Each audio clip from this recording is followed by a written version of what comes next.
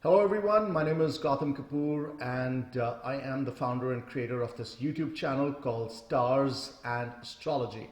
This is Stars with an S. My website is www.starsandastrology.com and my Facebook page is facebook.com/starsandastrology. I do implore all of you folks listening to this video and some of the other content that I have uploaded to please subscribe to my channel, subscribe to any notifications by clicking on the bell icon, and do hit like on my Facebook page too, because I do post a lot of my predictions or my astrological analysis on my Facebook page itself. I try and replicate that with videos too, but I have not been doing a good job so far. Anyways, I do want to take an opportunity to correct Kamala Harris's horoscope analysis. Now the Lagna does not change, but I did not incorporate the daylight savings. That slightly changes the strength of her dasha as well as the Antardasha planet, and we're going to go into some details with my analysis shortly. But I do want to thank one of my YouTube channel subscribers, Cook. I don't want to pronounce your last name because I don't want to butcher it with my pronunciation. So thank you, Kirk, for providing that insight and correcting me too. Here is my analysis.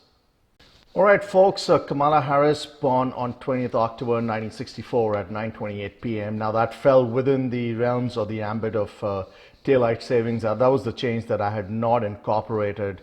The good news for Kamala Harris over here, as you can see, is that the Lagna stays same, but the planetary positions do not change, except the planetary strengths change. So let's dive a little bit and look into what is stored for Kamala Harris. Now you can see that beginning of 2012, she started with her Rahu Dasha. Now the Rahu itself is placed in the first house. Rahu is a karmic planet. It has an aspect in the 1st, 5th, 7th and 9th, which is good because it is a strong planet, karmic planet, giving her status, position and wealth, which is great for her. Kamala Harris is going through the Antardasha of Saturn, which started about August of 2017, and this runs all the way, as you can see over here, till July of 2020. Saturn is placed beautifully in a chart. It is placed in the 9th house for general fortune. It is also a karmic planet, and it looks at the 11th house, which is fulfillment of desires. It is looking at a 3rd house for initiative. And the good news over here is that the strength of Saturn is indeed catapulting her to national and international fame. As a matter of fact, a lot of folks have been telling me that she is poised to be the next Democratic candidate. So my analysis really has been of every Democratic candidate versus Donald Trump.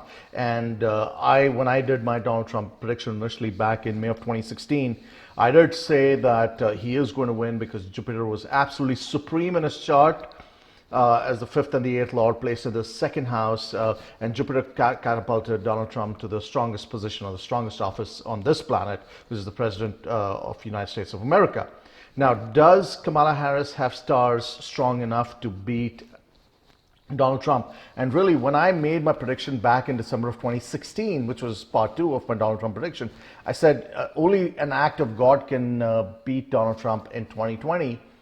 And that act of God also could manifest in somebody with a horoscope that has a very strong Sun or an elevated Jupiter.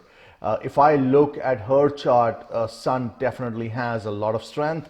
It is debilitated, unfortunately, and some of the rays as part of the Buddha Yoga, as you can see right over here, in the 5th house, Mercury loses its strength. Now the yoga is there, with the 3rd and the 4th Lord sitting in the 5th house. It is a beautiful Buddha Yoga. It gives her intelligence, it gives her position status, all those good, nice things that she requires.